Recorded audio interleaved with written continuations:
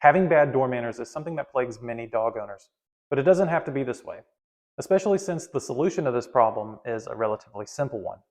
And in this video, that simple solution is exactly what I'm going to show you. Let's get started.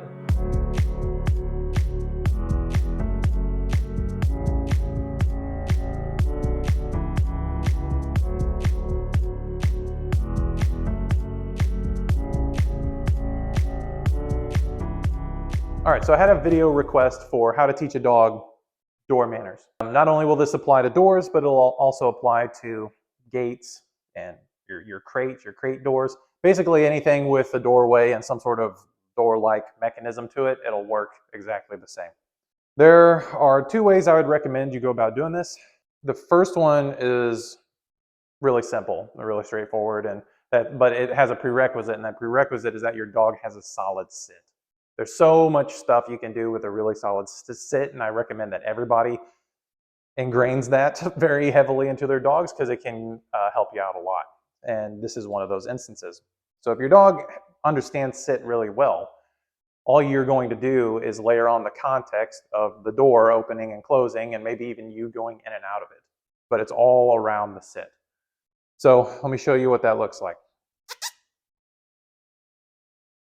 Lottie, sit. Good.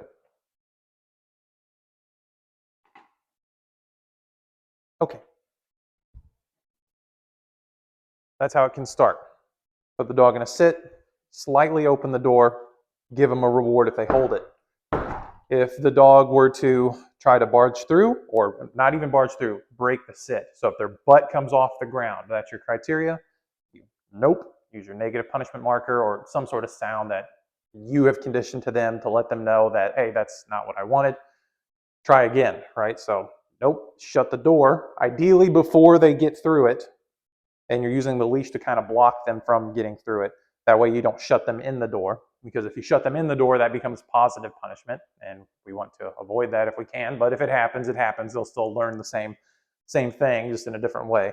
But ideally, you want to block the dog from barging through and shut the door so they can't go through it. And then you reset and do it again. We'll see what Lottie gives us here. Open the door slightly. The dog holds it. Good. Okay. Then release and walk through it. Now, you don't have to release and walk through it in the beginning. You could just open the door and then close it back and just keep the dog right here. Lottie, sit. Let me just show you. Open the door a little bit. They don't barge through. They don't break the sit. Shut the door. Good. Then mark and reinforce them and release them. Okay. So that's another way you could do it. The point is, the main point to the dog is that they're getting the reward where they're holding the sit. That's what ultimately matters.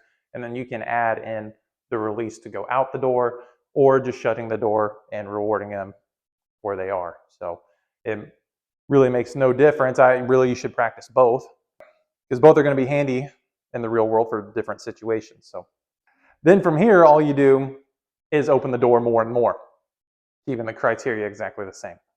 Lottie, sit.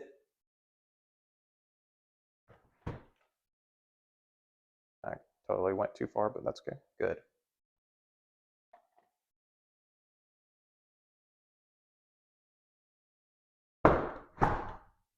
Good. Okay. Lottie, sit.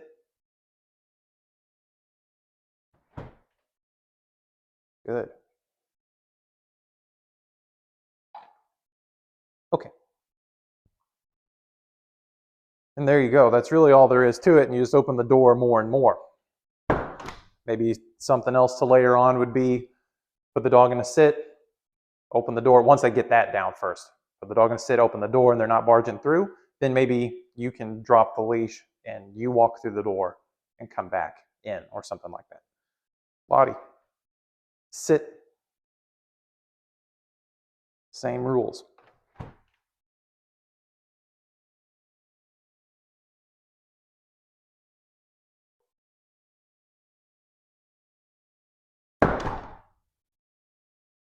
Good. Okay. Lottie, sit.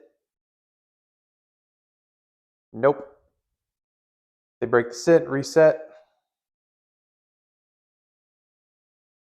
Lottie, sit.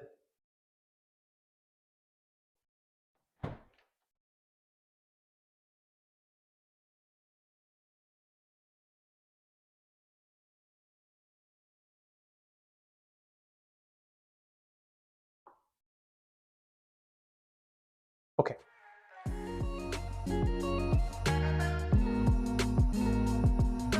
If you don't want to teach your dog to sit for whatever reason, the rule is exactly the same, except you're going to let the door do the talking.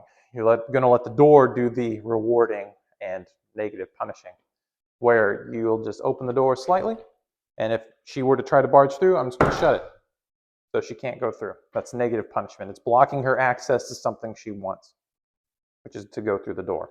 But if she holds it, then we can go, okay, open the door and walk through, right? You open it just a fraction of the way, then maybe a little bit more. Okay, and walk through. If you need a little help enticing your dog, what you can do is bait the other side of the door so they know something's there, and then work it. So once again, I'm going to use the leash to block her and the door to stop her as well. So open it slightly. She holds it. Okay. One other little layer that can help both with this drill and the sit is to add eye contact to the holding of the position, whether it's in a sit or not. Okay. Make that kind of like a prerequisite behavior, so to speak, before they can go through the door. That will also add in some layers of control that could be helpful, especially when they can see whatever it is they want on the other side.